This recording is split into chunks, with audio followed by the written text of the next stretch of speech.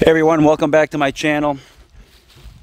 This morning I noticed there was a little bit of water underneath my pressure tank for my rainwater catchment system. So I figured, great, I got a small leak under my tank. Let me show you what I've done here. Alright, so what I did is I come out here this morning and there was a puddle of water right around here, just around this area, not up against the wall. Only I didn't take any video because I was freaking out and I'm like, great, here we go again, you know, another leak. So I figured, so what I started doing is I started feeling under here to see if there's a leak where the unions are, or anywhere where it's connecting here, the PVC. There was nothing at all. So I figured it's probably directly underneath the tank where this T here connects underneath the tank. So I took the pressure out and everything, closed everything off, disconnected all my unions, took the tank off, laid it down on its side, and everything underneath was bone dry. Not a drop of water, nothing. So I figured, okay, let me put this all back together, dry everything up real nice, and repressurize everything and see where it's leaking. So I put everything back together, turn the pump on, and the pump's running and running and running and running, and the water, and there's no pressure. And I thought, how can that be? I checked my tanks 2 days ago, not yesterday but the day before, and I had just over 2,000 gallons per tank, so roughly over 8,000 gallons. I figured I shouldn't have to prime this because this is below the height of the tank, so the water should flow in here normally, you know. But again, it was just running and running, so I shut the pump off, went out to my tanks, and let me show you what I found. So after that, I come out here to see what's going on, why the pump isn't pressurizing the system. I come out here, empty. All my tanks empty. I come out here it was not yesterday, the day before, 2 days ago. I had this much water in there, about right there, about 2,000 gallons per tank. I flipped out. I'm like, where did this water go?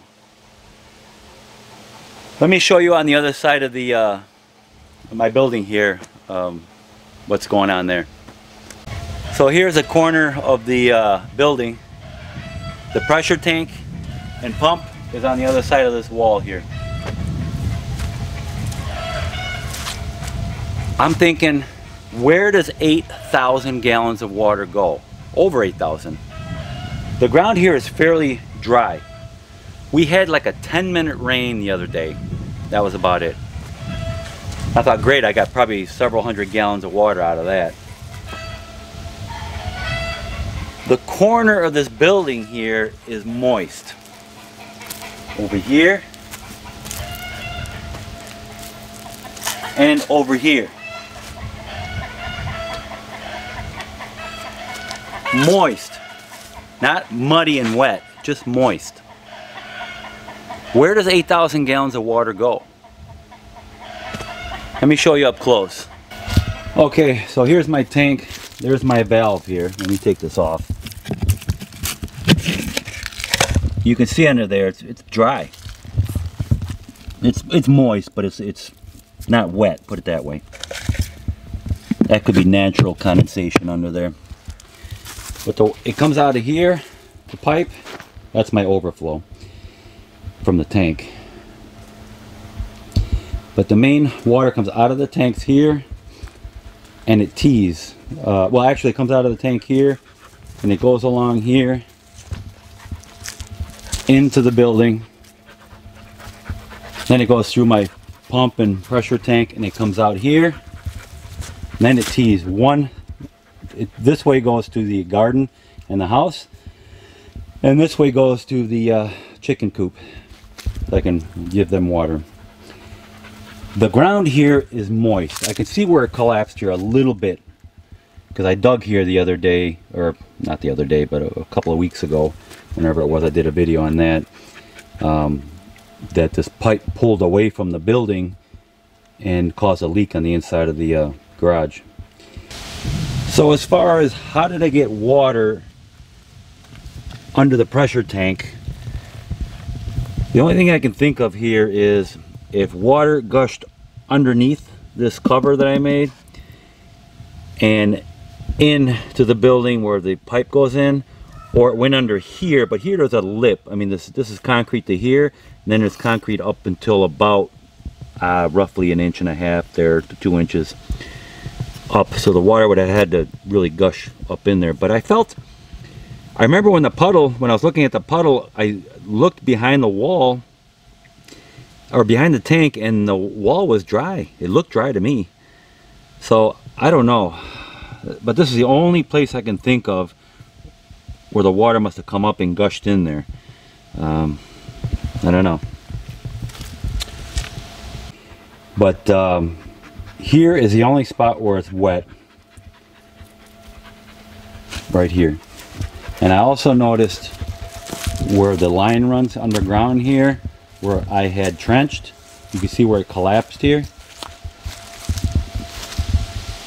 And that's about it. And here it's moist, the ground. Not muddy, just moist.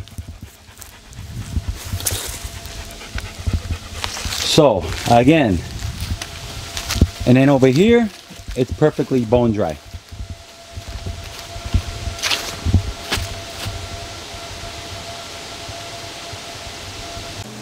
So guys, this is not something obviously that I had expected. To lose 8,000 gallons of water in a matter of a day, even a day and a half.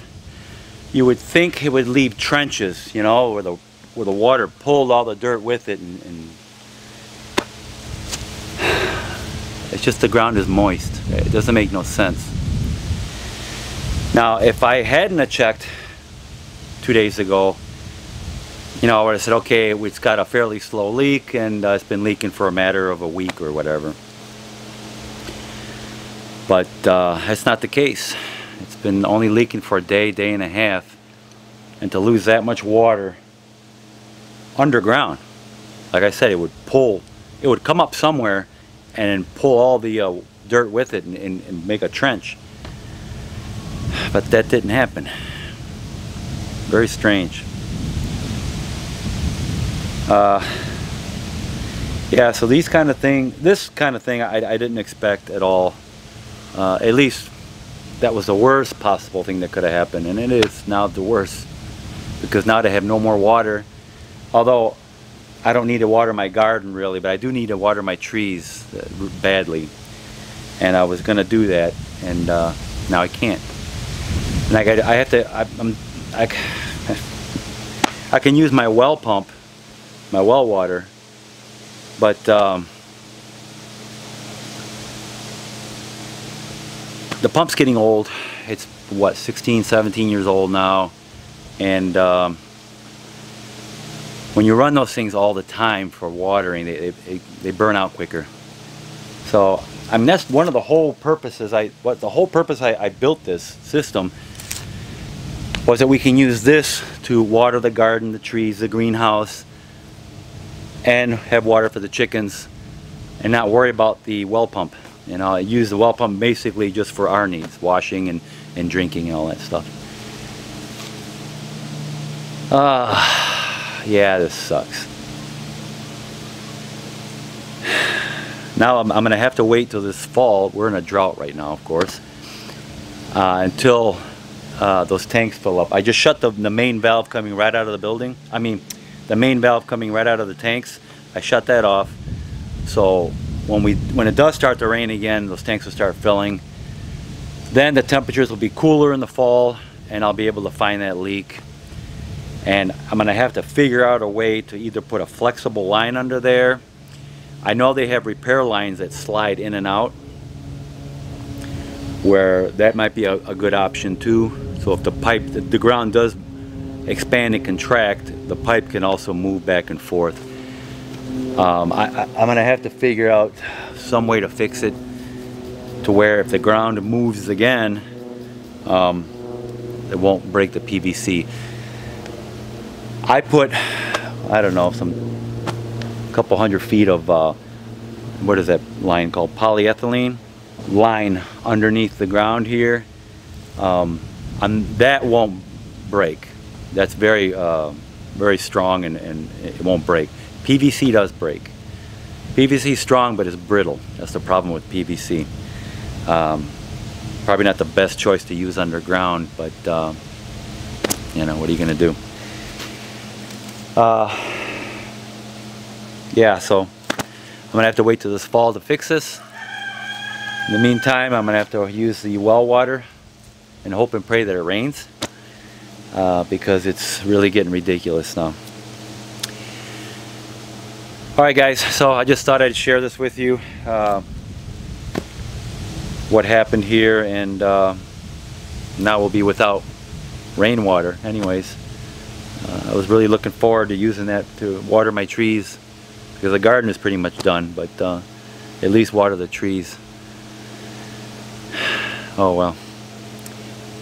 Alright guys, so thank you for watching. Please like, subscribe to my channel, and I will see you guys in my next video.